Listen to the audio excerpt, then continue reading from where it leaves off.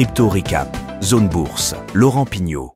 Les stablecoins, souvent discrets grâce à leur nature stable, sont en train de devenir une force incontournable de l'écosystème des crypto-monnaies. Avec une capitalisation totale qui frôle les 1% de la masse monétaire américaine, leur montée en puissance laisse entrevoir comment nous pourrions interagir avec l'argent numérique au quotidien dans les prochaines années. On en parle dans l'analyse cryptique après les actualités essentielles de la semaine à retenir. Et pour commencer, vous l'avez sûrement vu dans l'actualité, Telegram est au cœur des controverses. Alors le jeton Toncoin de la blockchain Telegram a chuté entre samedi et lundi de 23,5% après l'arrestation du PDG de Telegram, Pavel Durov, à l'aéroport du Bourget, notamment pour des accusations de complicité dans des crimes tels que le trafic de stupéfiants et la distribution de matériel pédopornographique. La blockchain de Telegram, The Open Network, a vu son token affecté par ces nouvelles, atteignant jusqu'à 5,13$ le jeton au cours du week-end. Alors de son côté, Telegram a qualifié ces accusations d'absurdes, affirmant que la plateforme respecte les lois européennes et améliore constamment sa modération. L'ambassade de Russie a, elle, demandé des éclaircissements et l'accès aux services consulaires pour Durov, mais la France n'a pour l'instant pas coopéré. Ce mercredi, le fondateur de Telegram a été transféré à la justice en vue d'un interrogatoire de première comparution et d'une potentielle mise en examen. Pour la deuxième actualité, on part au Japon, où le premier ministre japonais, Fumio Kishida, a exprimé lors de la conférence WebEx l'importance de la blockchain pour l'avenir du pays, la considérant même comme un élément clé du nouveau capitalisme et un outil pour résoudre des problèmes sociaux. Plus globalement, le gouvernement prévoit de favoriser l'utilisation des tokens Web3 pour faciliter les paiements et revitaliser la création de contenu. Le Japon a tout de même déjà mis en place des mesures pour encourager l'adoption des crypto-monnaies, telles qu'une fiscalité allégée et des expérimentations bancaires avec les stablecoins. De manière générale, le Japon se positionne comme un leader dans l'exploration du Web3 en Asie, tout en maintenant une régulation très stricte. Pour la troisième actualité, on part du côté des États-Unis, où Donald Trump a apporté son soutien au projet crypto lancé par deux de ses fils, en faisant la promotion sur son réseau social, Truth Social. Très précisément, il a partagé un lien vers un groupe Telegram nommé The Defiant Ones,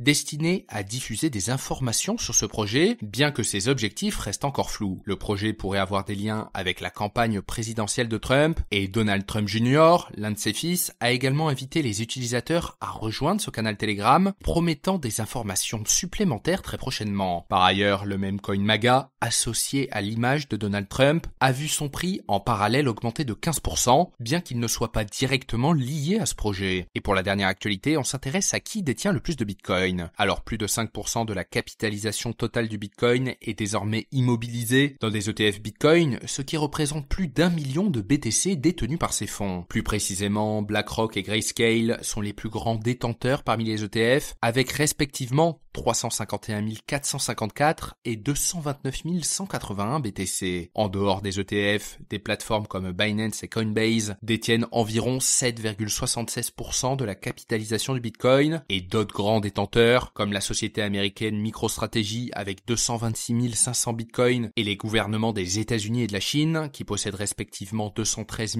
246 et 190 000 Bitcoin, figurent parmi les plus grands détenteurs de la planète. Allez, maintenant pour l'analyse cryptique de la semaine, on s'intéresse aux stablecoins qui montent en puissance. Alors les stablecoins, ce n'est peut-être pas le sujet le plus sexy de la cryptosphère, mais ils sont en train d'avaler des dizaines de milliards de dollars. Même s'ils sont conçus pour la stabilité, ce qui n'a pas de quoi faire vibrer les spéculateurs, leur potentiel d'impact est tout de même énorme. En revanche, il faut tout de même noter qu'ils ont connu leur moment de spéculation. Prenons l'USD de Tether par exemple, le plus grand stablecoin en matière de capitalisation. Alors si vous vous souvenez bien, il a brièvement fait la une lors de l'effondrement de FTX lorsqu'il a perdu son ancrage au dollar. Les crypto-investisseurs étaient alors divisés, un achat malin pour un gain de 7% si le stablecoin USDT remontait à son ancrage de $1, ou un pari plus risqué sur une implosion à venir de l'USDT. Et ceux qui ont opté pour le premier scénario ont pu sabrer le champagne avec leurs gains, mais l'euphorie a tout de même été de courte durée avant un retour à la normale. Mais depuis FTX et la débâcle de SVB pour l'USDC, le marché des stablecoins a retrouvé son calme habituel et la stabilité, ce qui ne fait pas vraiment vibrer la plupart des investisseurs, d'autant plus ceux qui se frottent régulièrement aux montagnes russes des crypto-monnaies. Mais voici le twist. Les stablecoins, malgré leur nature discrète, sont l'innovation clé et la porte d'entrée de l'écosystème Web3. Ils sont même en train de s'imposer comme l'un des piliers d'un système bancaire plus moderne, tout en représentant une énorme réserve de capital à être mobilisée. D'ailleurs, saviez-vous que la Réserve fédérale américaine a publié en 2022 un rapport de 26 pages intitulé Stablecoins, Growth Potential and Impact on Banking qui examine l'essor des stablecoins et de la désintermédiation du crédit. Un rapport qui montre que même les institutions traditionnelles les plus réticentes de prime abord se tournent vers les avantages que proposent les stablecoins, à savoir un environnement globalement sécurisé, des transactions à des coûts très faibles, et ce, à n'importe quel moment de la semaine. Autrement dit, faire un virement de 100 000 € en quelques secondes vers un compte en Nouvelle-Zélande pour un coût de quelques euros, c'est désormais possible avec les stablecoins. Et souvent, l'alternative traditionnelle est bien plus longue et bien plus coûteuse. Le marché des stablecoins a même atteint un sommet historique en termes de capitalisation, autour des 170 milliards de dollars, et s'approche ainsi de la barre symbolique des 1% de la masse monétaire M2 aux États-Unis, qui s'élève à 21 trillions de dollars. Alors pour saisir pleinement l'importance de ce cap, il faut comprendre que la masse monétaire, dite M2, englobe une grande partie des actifs financiers liquides prêts à être injectés dans l'économie. Et atteindre 1% de ce montant en l'espace de quelques années montre à quel point les stablecoins deviennent une force incontournable dans le paysage économique. Et bien sûr, comme souvent, tout cela tourne autour du dollar américain. Les stablecoins sont presque tous indexés sur cette monnaie, ce qui rend crucial le choix du prochain président américain qui soutiendra leur croissance ou non. Pour aller plus loin, la majorité de ces stablecoins sont émis sur la blockchain Ethereum et Tron. Pour conclure, les stablecoins sont probablement à quelques mois de capturer 1% de la masse monétaire américaine, alors qu'il y a à peine quelques années, leur capitalisation n'était de quelques milliards de dollars. Et dans quelques années, il ne serait pas surprenant de les voir franchir de nouveaux caps, notamment si la législation américaine va dans le sens des émetteurs de stablecoins. Voici ce qu'il fallait retenir dans l'actualité des crypto-monnaies cette semaine, et on se retrouve la semaine prochaine pour un nouveau tour d'horizon.